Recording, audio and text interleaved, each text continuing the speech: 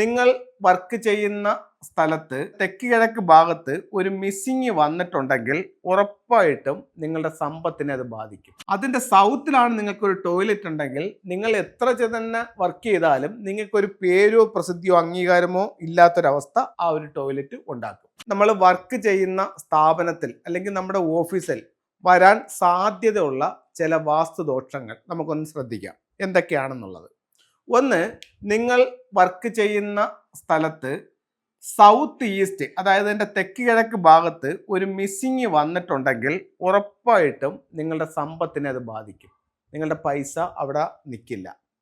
അതുപോലെ തന്നെ സാമ്പത്തിക പ്രശ്നങ്ങൾക്ക് കാരണമാകും. അതിൻ്റെ സൗത്തിലാണ് നിങ്ങൾക്കൊരു ടോയ്ലറ്റ് ഉണ്ടെങ്കിൽ നിങ്ങൾ എത്ര തന്നെ വർക്ക് ചെയ്താലും നിങ്ങൾക്കൊരു പേരോ പ്രസിദ്ധിയോ അംഗീകാരമോ ഇല്ലാത്തൊരവസ്ഥ ആ ഒരു ടോയ്ലറ്റ് ഉണ്ടാക്കും. അതുപോലെ നിങ്ങളുടെ ആ ബിൽഡിങ്ങിൻ്റെ സൗത്ത് വെസ്റ്റിലാണ് നിങ്ങളുടെ മെയിൻ ഡോർ വന്നിരിക്കുന്നതെന്നുണ്ടെങ്കിൽ ഓട്ടക്കലത്തിൽ വെള്ളം കോരുന്നൊരവസ്ഥയായിരിക്കും. എത്ര ജോലി ചെയ്താലും പോക്കറ്റിൽ പൈസ കാണത്തില്ല.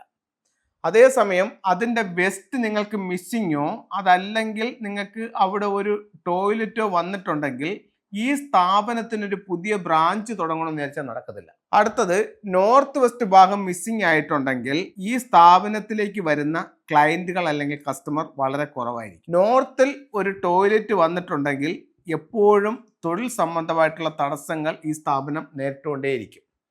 അതുപോലെ നോർത്ത് ഈസ്റ്റ് ഒരു മിസ്സിംഗ് ആയിട്ടുണ്ടെന്നുണ്ടെങ്കിൽ നിങ്ങളുടെ ബ്രെയിൻ കറക്റ്റ് വർക്ക് ചെയ്യത്തില്ല. നിങ്ങൾക്ക് പല കാര്യങ്ങളിലും നിങ്ങൾക്കൊരു തീരുമാനം എടുക്കാൻ പറ്റാത്ത ഒരു അവസ്ഥ ഉണ്ടാവും.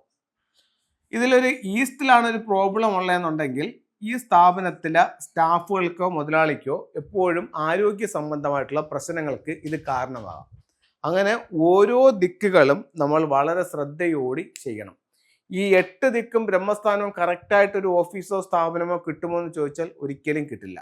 പക്ഷേ ഇതിൽ ഏറ്റവും പ്രധാനപ്പെട്ടായിട്ടുള്ള ചില സംഗതികളുണ്ട്. ഒന്നെന്ന് പറയുന്നത് ഈ കന്നിമൂലയുടെ കാര്യം, രണ്ടെന്ന് പറയുന്നത് ഈശാനകോണിൻ്റെ കാര്യം, മൂന്നെന്ന് പറയുന്നത് സൗത്ത് ഈസ്റ്റ്. ഈ 3 ഭാഗങ്ങളെങ്കിലും വളരെ കൃത്യമായി നിങ്ങൾ നോക്കി കണ്ടെടുക്കുകയാണെന്നുണ്ടെങ്കിൽ ബാക്കി കാര്യങ്ങൾക്ക് നമുക്ക് പരിഹാരങ്ങൾ ചെയ്ത് അതിനെ കറക്റ്റ് ചെയ്തെടുക്കാനായിട്ട് സാധിക്കും. അപ്പോൾ ഒരു സ്ഥാപനം അല്ലെങ്കിൽ ഒരു ബിസിനസ് അല്ലെങ്കിൽ ഒരു വീട് വാടകയ്ക്ക് എടുത്താൽ പോലും ഈ ഒരു 3 കാര്യങ്ങൾ ശ്രദ്ധിക്കുന്നത് വളരെയധികം നല്ലതായിരിക്കും. ഇനി നമുക്ക് ഫെങ്ഷുയുടെ ചില ടൂളുകളിലേക്ക് പോവാം.